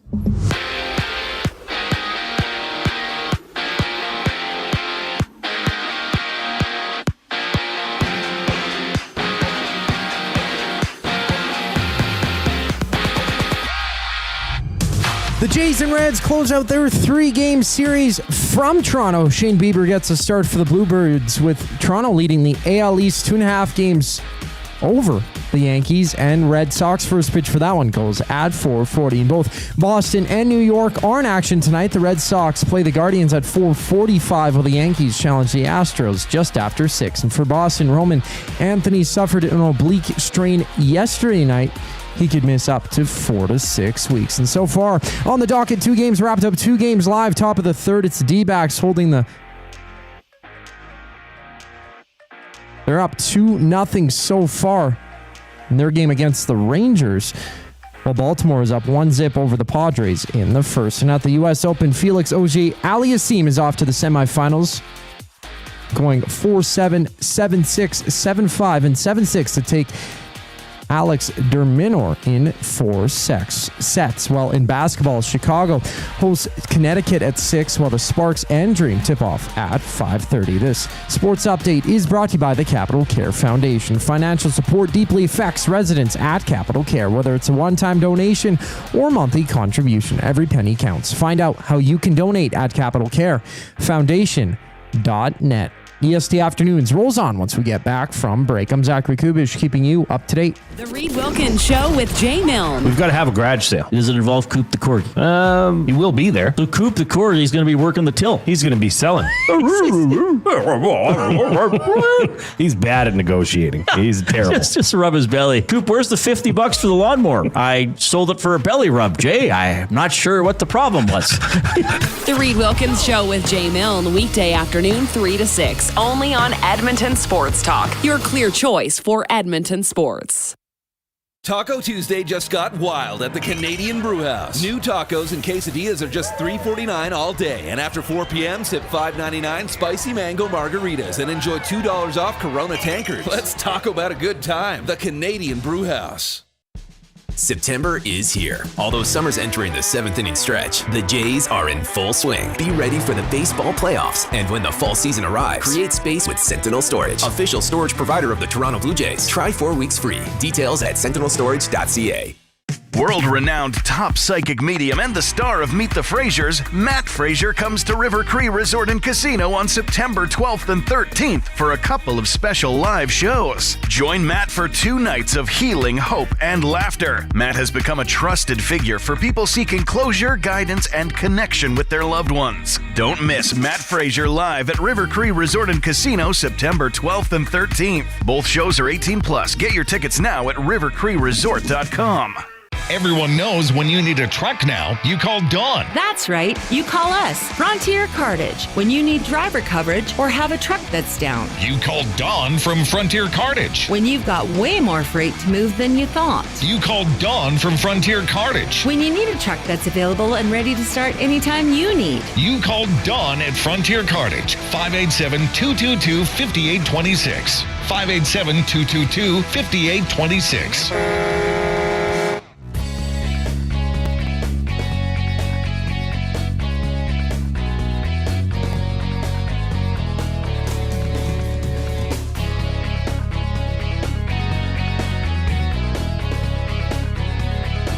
We're back here on EST Afternoons. Joaquin, Gage, Zach Kubish, Hernan, Salas here with you. It's been a fun show. Short week.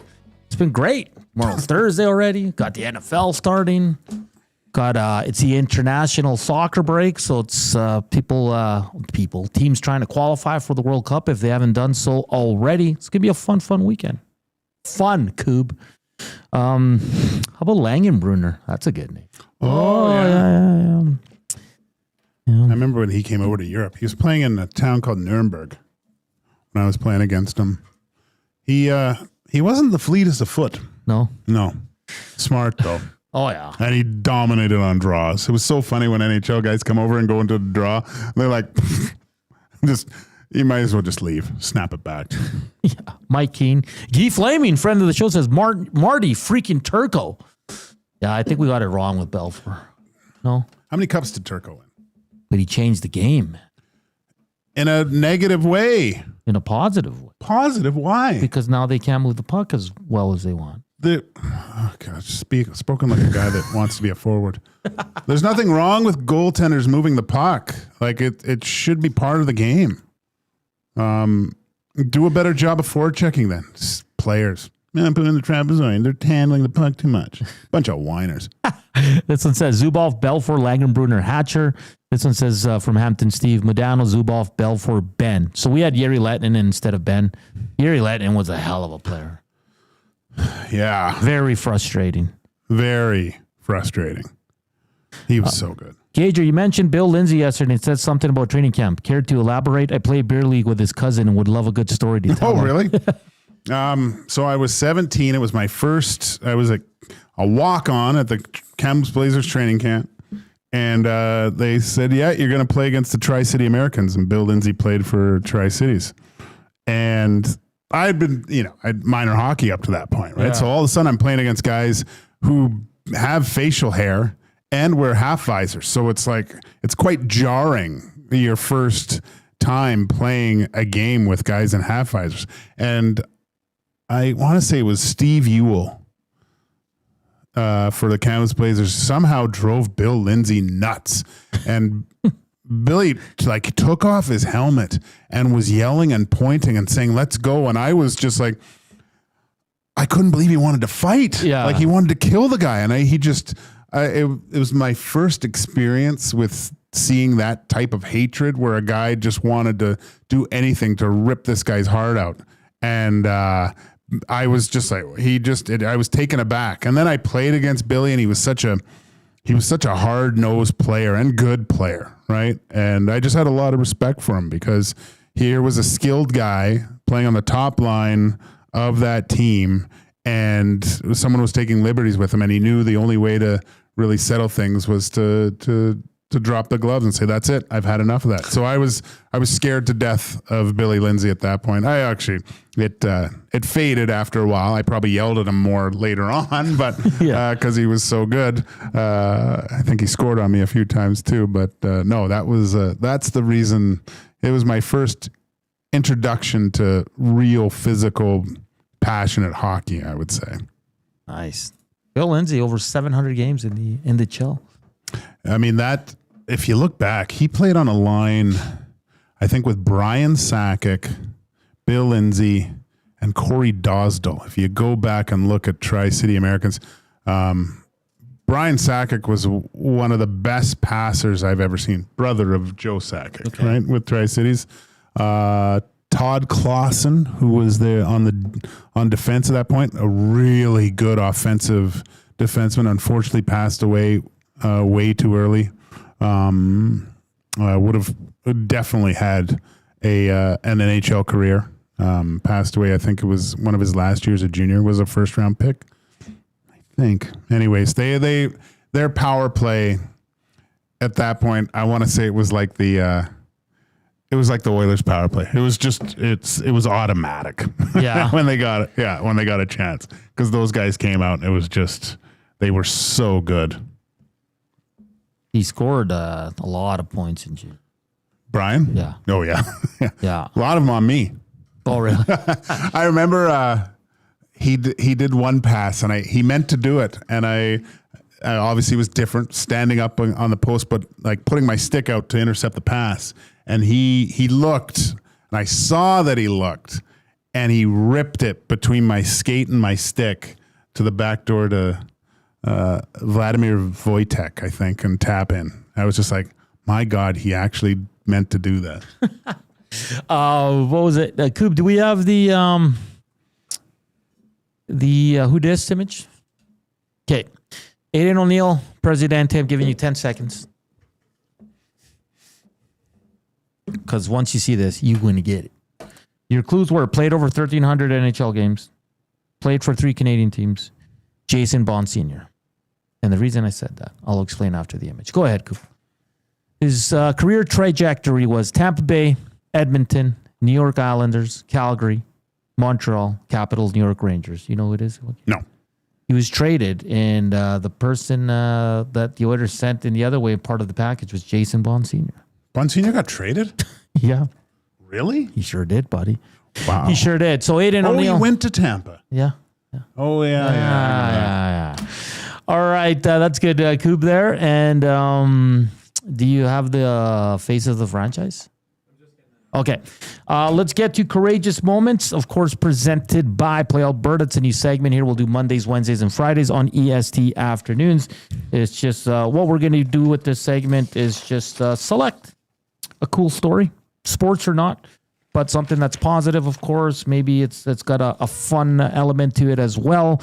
And it's for the Blue Cross, Alberta Blue Cross. From comebacks on the field to challenges off it, Alberta Blue Cross helps Albertans face every moment with courage. And Kub and I were thinking, and you know what's courageous, Joaquin? Starting a new business. Right? Yeah. So today, Dustin Nielsen's morning show hit FM. First sports show ever to do that in Canada. Okay? So we're going to give our first courageous moment to our boss, Dustin Nielsen. Because when suck up to the boss. Oh yeah. Reviews are coming up. Getting those brownie points. And I made the idea as well. Man. Hernan and I. Yeah. We're having reviews after the SC, so I get as much in there as well, as much as I can. But shut down at 1260. It was tough, man. It was hard for all of us. Like even for the listeners. Like we met so much people on the bus saying that, man, it was so tough when you guys were off air and all that. Of course, I was with the Elks. You were doing 2 guys and a goalie, and kept it going. And then he starts this up. A year later, he adds 2 shows. Right, brings in the biggest free agent in Reed Wilkins, and then another year we're celebrating our 2nd years, and they land on FM. Like, that's just good things happen to good people.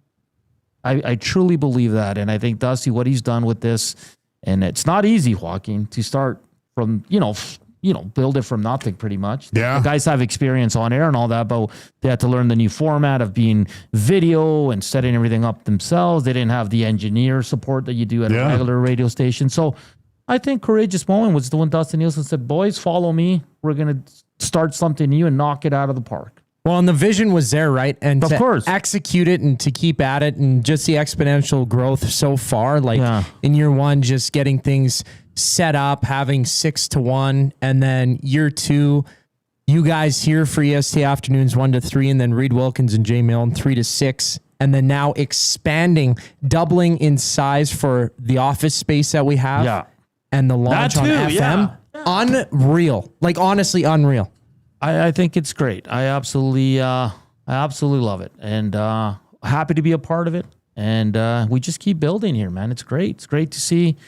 The FM, I think, is going to be great for the morning show. And again, for people that thought that 1260 and all the people there were just gone, they weren't doing this anymore. And it's funny because as we've both met people. They're like, "Well, what's Dusty up to now?" And like, it frustrates me because I'm like, "How do you not know?" Like, do you know what I mean? So like, I'm always like, "Give me your phone," and then boom, boom, and all that. I met a guy at the wedding I went to, and then I got introduced to him. And he's like, "Yeah, he works for Chad." I'm like, "No, I didn't. He works for the Oilers." I don't work for the Oilers. And I'm like, "You know who Dustin Nielsen is?" He goes, "Yeah, I love 1260." Like, he's like, "But my work, I can't really listen. I have to listen after in the evening."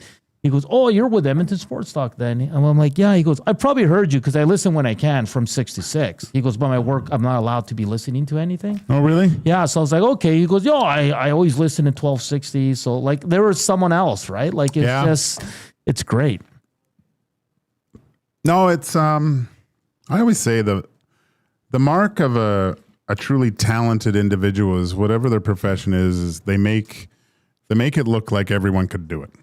And, you know, you've sat in with Dusty and you guys that host shows and stuff, I have the utmost respect for you because you make it look really easy, and it's not.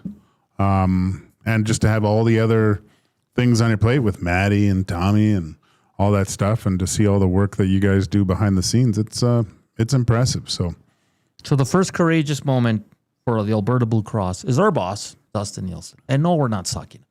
A little bit. He's not even listening right now. He never listens. He doesn't want to put himself in a hard position where he has to let us go. Have you seen JMO around here way too much?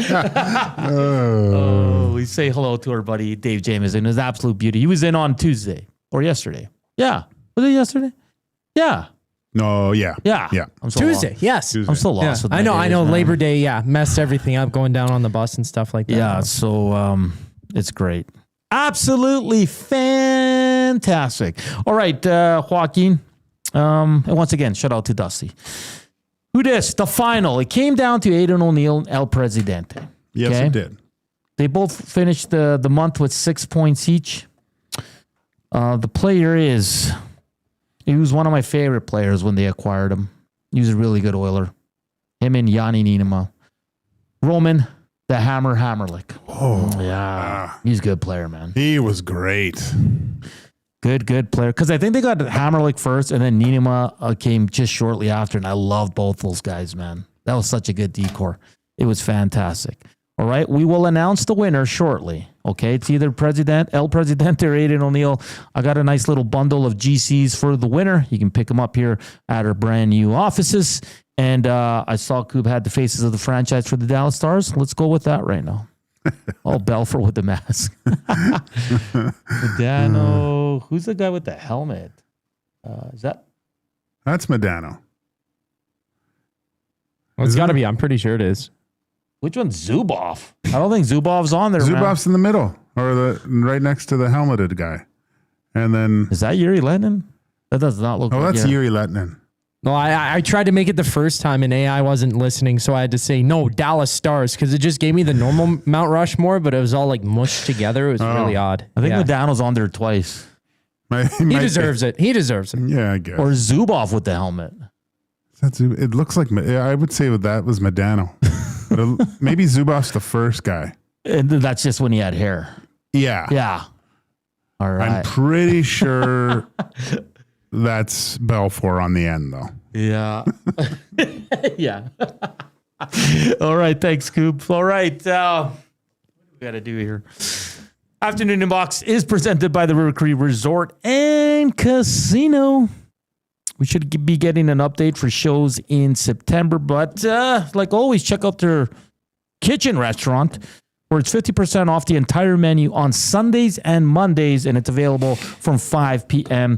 until close. On the other side of the break, we will reveal the Who Dis winner from this summer, and we'll close out the show with This Day in Sports History, and we'll get you set for Reed Wilkins and Jay Milne coming up from 3 to 6. And if you missed it, Felix Auger-Aliassime is on to the semifinals at the U.S. Open. That is very, very cool after a 4-sets win over the Aussie there. We're back after the break. Here's our guy, Coop, Sports Update.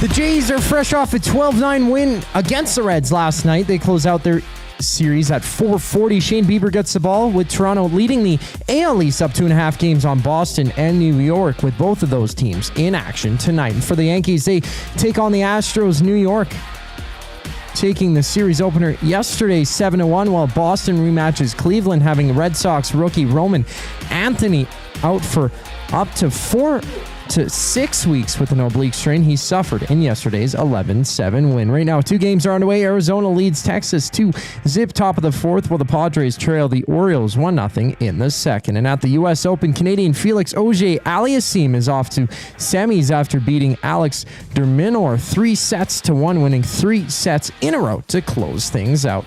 I'm Zachary Kubish. That was your sports update. The final segment of EST Afternoons brings us back on the other side of the break. Wing showdown time at the Canadian Brewhouse. Creamy street corn goes head-to-head with Mexican chili lime. Two bold flavors battling for your taste buds. Grab them anytime, or just 69 cents every Wing Wednesday. The Canadian Brewhouse. Our house is your house. You've heard the name, but what does it mean? For over 66 years, William Huff Advertising has supplied signage from screen printing to digital to LED with design, production, and install in-house. It's a one-stop shop for all your signage needs. Edmonton owned and operated, William Huff has been trusted by the biggest companies and teams in the City of Champions and many others across the country to do the job. If you're looking for a way to get the word out about your company or event, they are the answer. Go to www.williamhuff.com. Their results speak for themselves. The leaves are turning, and just like golf season, time is running out to get in on Play Alberta's biggest offer ever. For a limited time only, new players can get up to a $1,000 casino bonus when they sign up. There's never been a better time to join the fun. Visit playalberta.ca today to get started with casino, sports, and lottery all in one app. Must be 18 plus to play. Remember, if you gamble, please use your game sense. World-renowned top psychic medium and the star of Meet the Frasers, Matt Fraser comes to River Cree Resort and Casino on September 12th and 13th for a couple of special live shows. Join Matt for 2 nights of healing, hope, and laughter. Matt has become a trusted figure for people seeking closure, guidance, and connection with their loved ones. Don't miss Matt Fraser live at River Cree Resort and Casino September 12th and 13th. Both shows are 18 plus. Get your tickets now at rivercreeresort.com.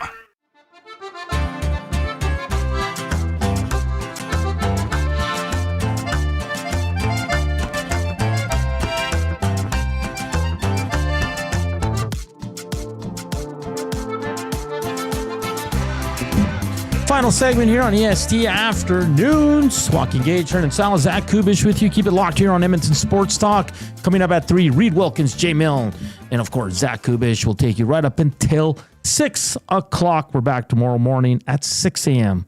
and another full day of programming here on the best sports station in Edmonton, EST. Let's get to inside the numbers quickly here for Play Alberta. Play Alberta is your home for online gaming excitement, featuring casino games, live dealer action, lottery, instants, and sports betting. Now with the new Play Alberta app, you can take the fun with you anywhere. Download the app or sign up today at playalberta.ca. So Felix Auger-Aliassime, 4-hour game. It's crazy.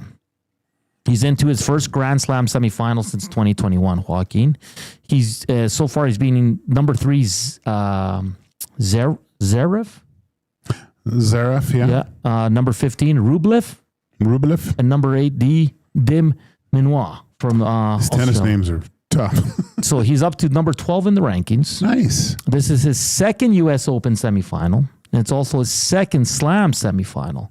Is Felix back, or is he arriving? Look, certain tennis players, the greats are good on every surface. Yeah. Some players are just better on, they can't wait to a certain point of the season where, you know, they're going to have a little bit more success, right? Yeah. You see like a lot of guys from Spain, obviously growing up on clay, that's their preferred surface. You saw Nadal's dominance when he started, right? Hard court starts, it kind of changes. So maybe just, this is kind of the hard court season. This is the time of, I believe, in professional tennis, and maybe he's just good on hard courts because he's had good success on these. Not so much, I don't think, on the other surfaces and stuff, but hopefully, I mean, it's such a mental battle. Is he back? I don't know if back. I just think this is a building block. For right? sure. And if he can, he's got a mountain to climb against Sinner next, but he's easy to cheer for. Very easy. Yeah. Like, seems like a very nice guy. And I right? like when he does when he wins, like, come on. Like, he's really playing to the crowd. He's great. So that was inside the numbers. Felix Auger-Aliassime, we have to talk about it. This is huge. U.S. Open, he's into the semifinal, and man, if he can make that final, that's going to be must-watch TV, of course. The Edmonton Oilers just tweeted out a few more additions to the Oilers skate squad, and it's a picture of Connor with Leon Draisaitl and Vasily Podkolzin. Oh, sounds like their number 1 line's all set up. Vasily's playing with Leon. I don't care what you say. Because Leon's patting Podkolzin on the head right now. Is he? Yeah. Wow. Okay, the winner of Who Dis. It was our summer little thing we did. Bunch of summer little things we did because it was slow at times. It's great. But the winner is... Both guys got it right. Did we have any drums or anything? No? Okay, never mind. That's okay. I wanted to kind of play it up for the winner, but... How's that? The winner came in at 1:37 p.m. El Presidente. Hey! Congratulations! Let's go. El Presidente, you can pick up your prize. Weekdays only. Don't come on the weekend. Yeah. And congratulate Aiden O'Neill. Great stuff. Thank you for playing along. You were really good at this game. But today, El Presidente came in a little bit faster. Just a tad faster. Who else was in that trade? It couldn't have been Bond Sr. And that's it. No, I'll give it to you right now, Gage. It's an interesting trade, actually. Okay, so the Edmonton Oilers got Paul Comrie. Okay. No.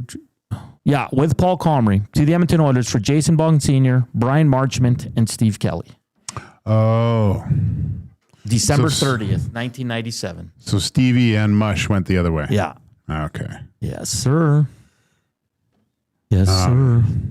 So El Presidente wins a bundle of GCs from EST here. So, just stop by when you can and pick that up. Bond Sr. was thrown into that. Oh, yeah. I'll put it down as El Presidente because I don't know your real name, but I kind of like it. So, good stuff.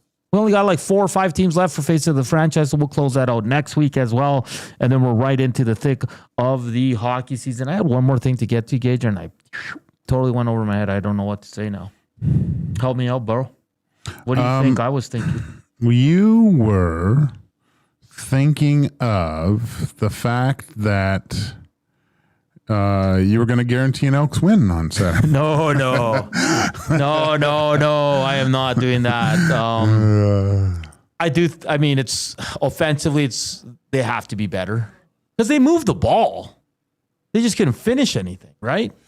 They have to protect the quarterback.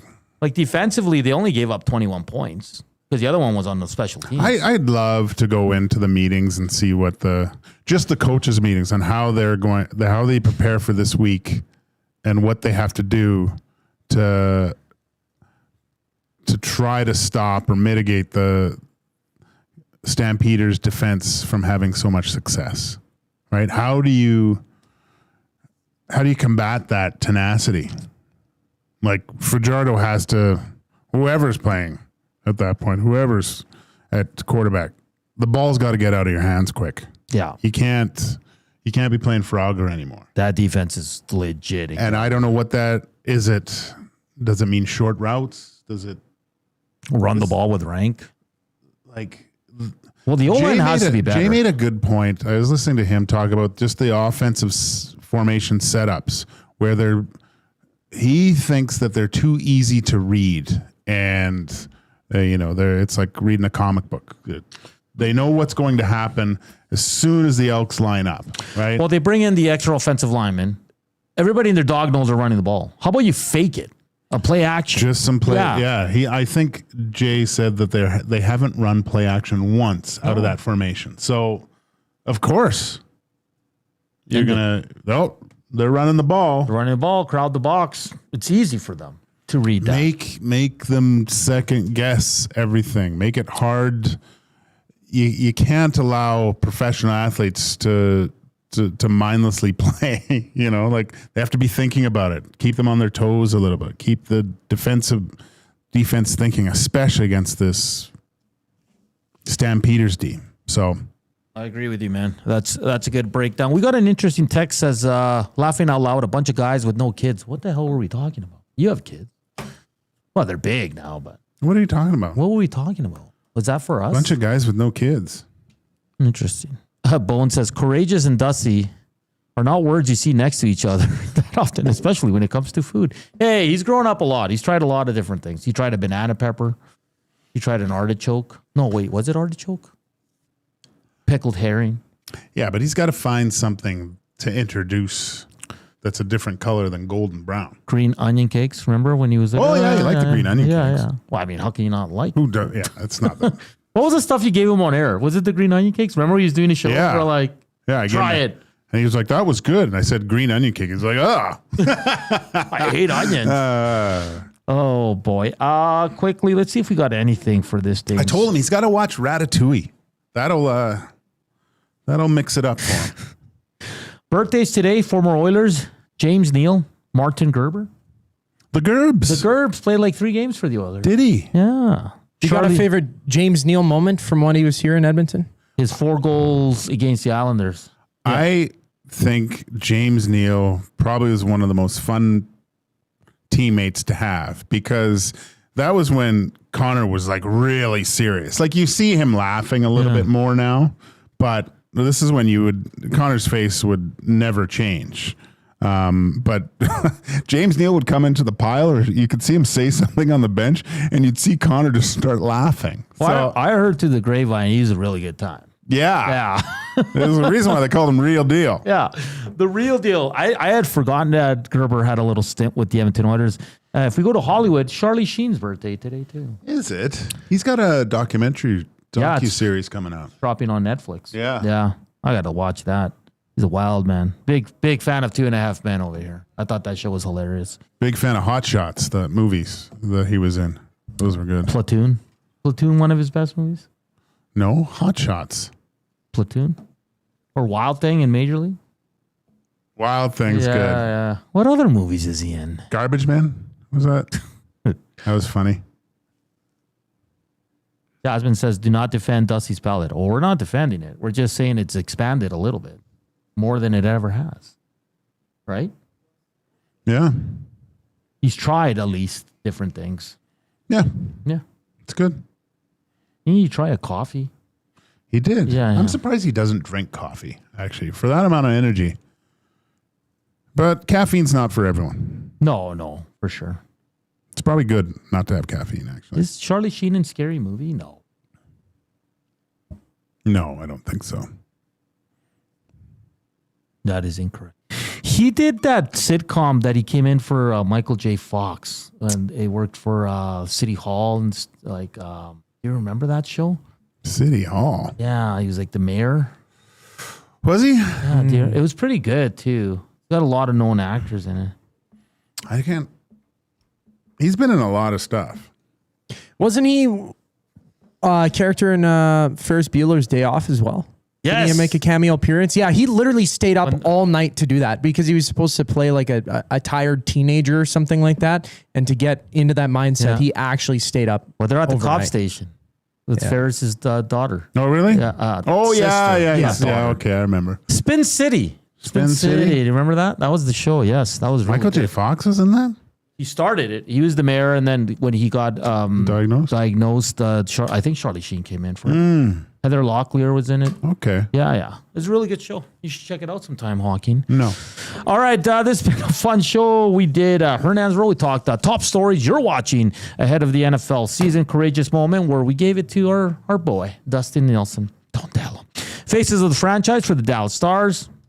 Who dis? Congratulations to El Presidente. Your prize is here awaiting you. And Mark Cordy from the Edmonton Elks as they hit the field in about an hour or so to start preparing for the rematch versus the Calgary Stampeders. Tomorrow on the show, we're going to talk some NFL. We got the Red Light District. We got Faces of the Franchise. So more fun on the way. Keep it locked on Edmonton Sports Talk. Reed Wilkins, Jay Milne coming up. They'll take you right up until 6 p.m. For Coop, for Joaquin, I'm Hernan saying thank you for listening. Thank you for watching. Thank you for the thumbs up. We love you. Chatters.